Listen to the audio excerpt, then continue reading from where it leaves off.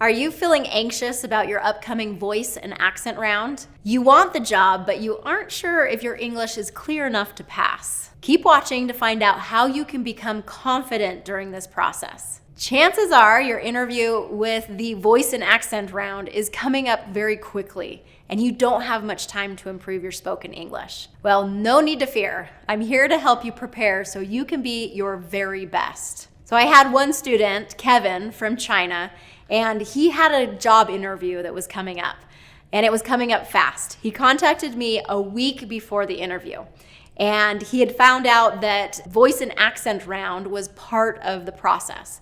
Now, a voice and accent round is basically a company's way of just saying, is your English good enough to be able to communicate clearly and effectively in this job position? So he had this interview coming up. He was very nervous about it, and he wasn't quite sure if he was going to be able to pass this voice and accent round. So with not a lot of time, we had to really break it down to what is going to make the biggest difference the fastest. At the end of this video, I'm going to tell you what happened with Kevin. Okay, so the first strategy that I used with Kevin was we needed to practice breathing.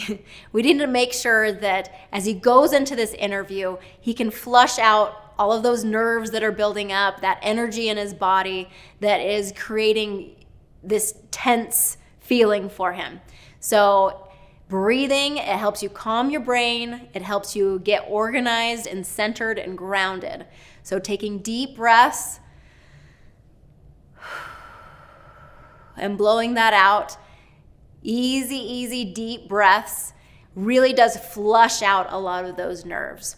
So going into his interview, I encouraged him, let's take some deep breaths. Let's practice it beforehand so that you can really breathe deeply and calm those nerves. Okay, next, you gotta warm up your voice before you go into this interview and into this voice and accent round.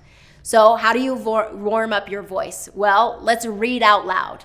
Let's read out loud and get your mouth moving. Really stretch out your mouth muscles. Overemphasize the pronunciation of the words. Overemphasize the movements that you're making in your mouth.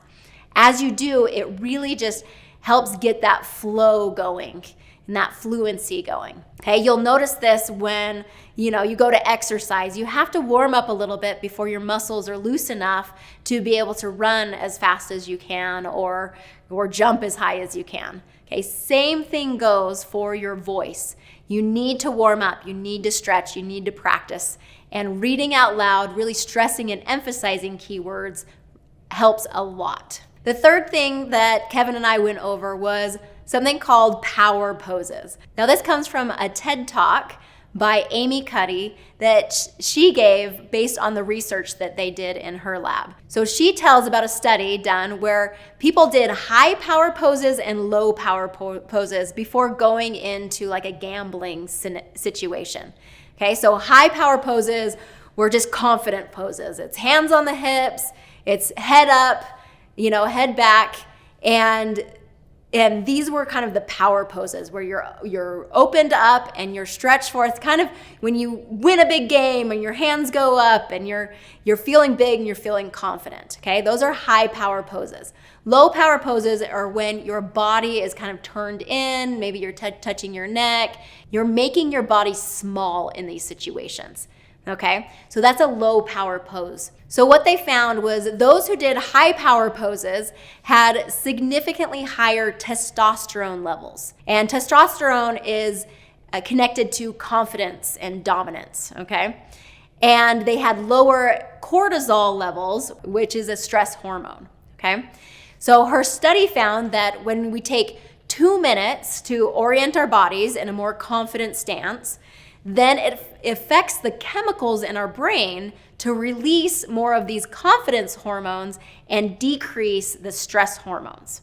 Okay, so I talked to Kevin about let's go in, we're gonna do deep breathing, and we're gonna do power poses. So right before your interview, really get your body and your mind aligned. Okay, the next thing that I talked to Kevin about was the 3 easy tips.